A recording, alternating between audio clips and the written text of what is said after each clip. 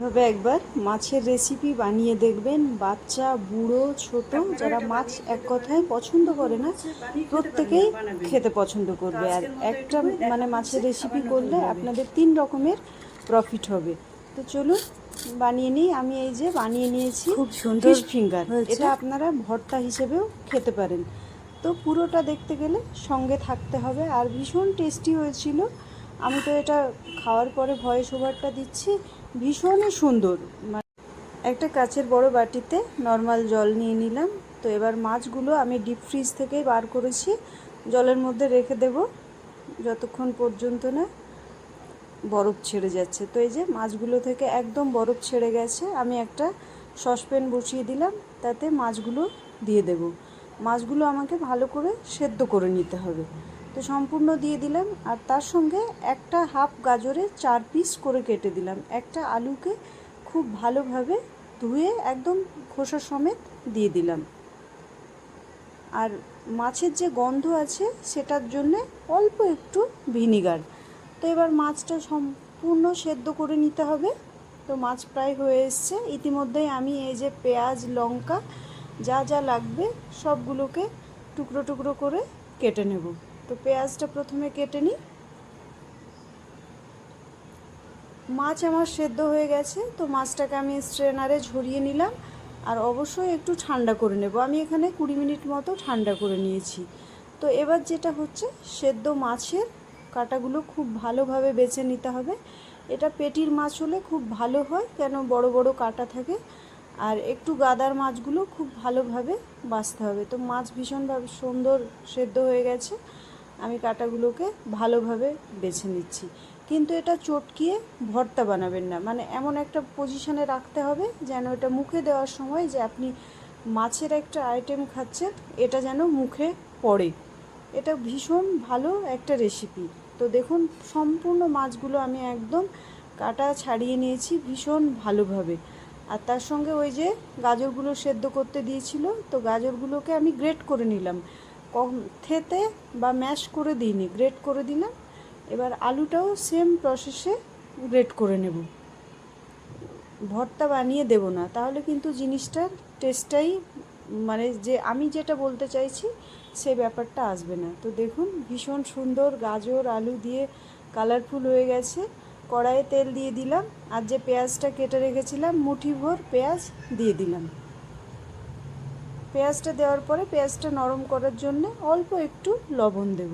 আর কাঁচা লঙ্কা, ঝালটা আপনারা আপনাদের নিজের পছন্দ মতো দেবেন, একটু বেশি চাইলে বেশি, কম হলে কম। তো হালকাভাবে পেঁয়াজটাকে নেড়ে নিলাম। শুকনো লঙ্কা, ধনে গুঁড়ো, জিরের গুঁড়ো, নর্মাল একদম র্যান্ডাম মশলা, আর অল্প একটু সয়া সস দিয়ে দিলাম। আর এখানে দিব গরম মশলা দিয়ে আবারও ভালোভাবে নেড়ে নিয়ে মাছের ঝুড়িটা ওর মধ্যে দিয়ে দেব। দিয়ে গ্যাসের সিমটাকে কমিয়ে দেব। আর দিয়ে দিলাম একটু লেবুর রস। অবশ্যই লেবুর রসটা দেবেন, স্কিপ করবেন না, হ্যাঁ। দিয়ে হালকা হাতে উপর নিচ করে নেড়ে নেব। ঘ্যাট পাকাবে না, মেন কথা হচ্ছে ঘ্যাট পাকালে এর টেক্সচারটা নষ্ট হয়ে যাবে। টেস্ট করার পরে লবণটা দেবেন। যেহেতু সয়া সস আছে, প্রথমে আমি একটু লবণ ব্যবহার করেছিলাম সেই জন্যে। তো একদম মাছের এই যে পুরটা রেডি হয়ে গেছে। তো এটা আমি গ্যাস বন্ধ করে আলাদা থালায় ট্রান্সফার করে দেবো। হ্যাঁ, আর একটু স্বাদের জন্য চিনি, এটা আপনারা চাইলে স্কিপ করতে পারেন। আর মুঠোভর ধনে পাতা, এটা তো দিতেই হবে, এছাড়া তো আমাদের বাঙালি রান্না ইনকমপ্লিট। আর সঙ্গে সঙ্গে আমি এটাকে আলাদা থালায় নিয়ে নেব, নাহলে এর যে একটা জুসি ভাব সেটা কিন্তু নষ্ট হয়ে যাবে। ওই গরম কড়াইয়ের মধ্যে রাখলে, রান্না করতে গেলে প্রপার ব্যাপারটাকে রাখতে হবে, নাহলে কিন্তু হবে না। তো এবার আমি হাতে করে ঠেসে ঠেসে ফিশ ফিঙ্গার শেপ দেব, ফিশ কাটলেট দেব। আপনারা চাইলে এইভাবেও বাচ্চাদেরকে, বড়োদেরকে যারা মাছের প্রতি অনীহা, খাওয়াতে পারেন। আমি কিন্তু এইভাবেও খেয়েছি। আর এখানে আমি কিছু ফিশ চপ আর একটা ফিশ কাটলেট বানিয়ে নিয়েছি। এটা ভীষণ সুস্বাদু হয়, খেতে ভীষণই ভালো লাগে। তো আমি এইভাবে কমপ্লিট শেপগুলো চলুন দিয়ে নিই, তারপরে আবারও আপনাদের কাছে ফিরে আসছি। তো এই যে একটা দিয়ে নিয়েছি। তো আমি এখানে 6টা ফিশ ফিঙ্গার আর একটা ফিশ কাটলেট বানিয়ে নিয়েছি।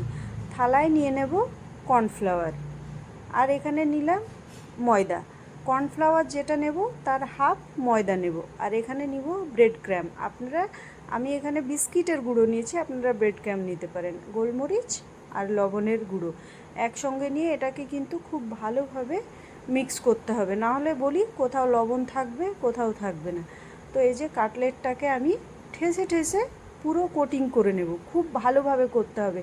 আর এটা একটু সাবধানে করবে, না হলে বড় তো ভেঙে যাওয়ার চান্সটা বেশি থাকে। তো আমিও তাই খুব সাবধানে আলতো হাতে ঠেসে ঠেসে কোটিংটা করছি। এইভাবে আপনারা বানিয়ে খেয়ে দেখবেন, সত্যি ভীষণ মানে টেস্ট হয়, একদম রেস্টুরেন্ট স্টাইলে হয়ে যাবে। তো সবগুলো কোটিং হয়ে গেছে, আমি ফ্রিজে এটাকে 30 মিনিট রেখে দেবো সেট হওয়ার জন্যে।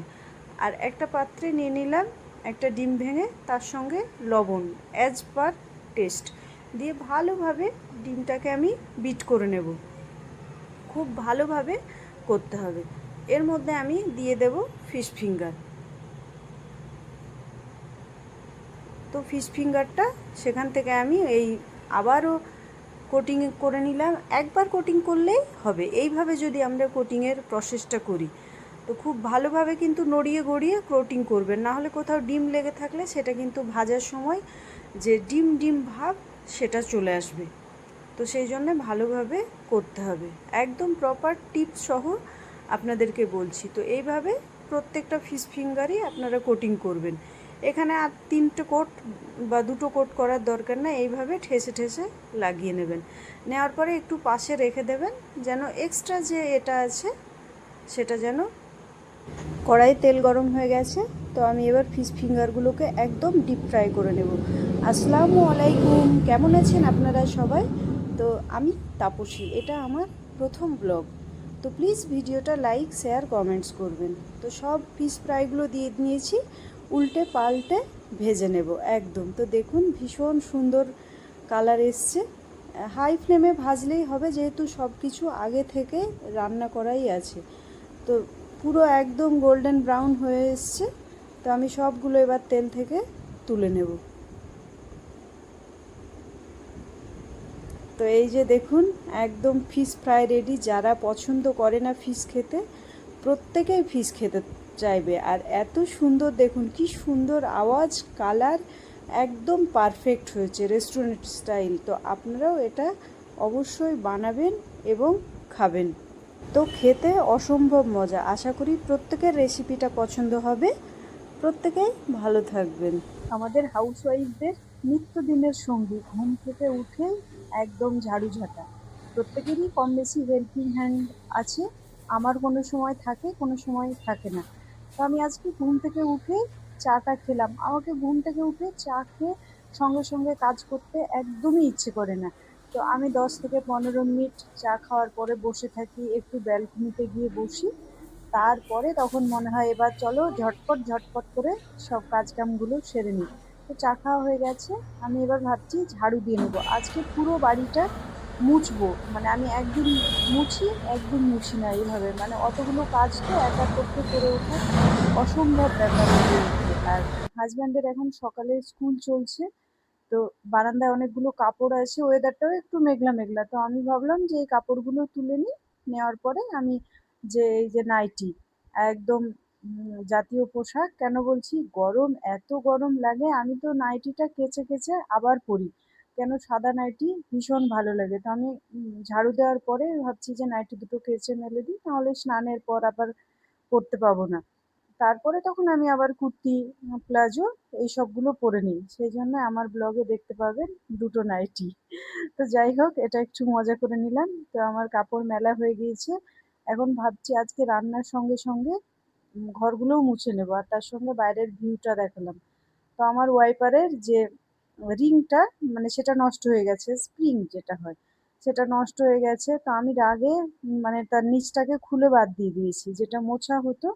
দিয়ে এইভাবে আমি গেঞ্জি দিয়েছি, জানেন তো, গেঞ্জি দিয়ে ভীষণ ভালো মোছা হচ্ছে। মানে বুদ্ধি থাকলে প্রত্যেকের উপায় বেরোয়, তো জুগাড় এইভাবেই বের করতে হয়।